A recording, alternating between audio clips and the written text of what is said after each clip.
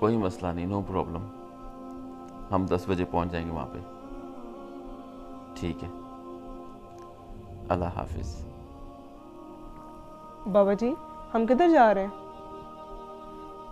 कौन किधर जा रहा है बेटा? आपने ही तो कहा था कि हम 10 बजे पहुंच जाएंगे। हाँ, वो कल बाबा की ऑफिस की मीटिंग है ना, उसके लिए मैं जा रहा हूँ। कौन कौन जा रहा है बाबा जी? ऑफ कोर्स मैं अकेला ही जा रहा हूँ।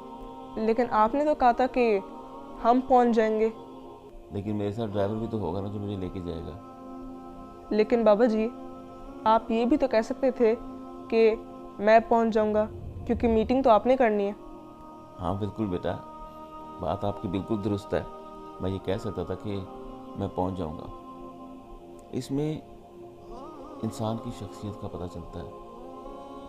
ये मेरे उस्तादों ने मुझे बताया था कि अपने अल्फाजों को हमेशा अपनायत की शक्ल में रखो। जब हम बोलते हैं हम, तो दूसरों से, फैमिली मेम्बर से, जिनके साथ आपके ताल्लुक़ है, अपनायत बनती है, अपनायत ज़ाहिर होती है।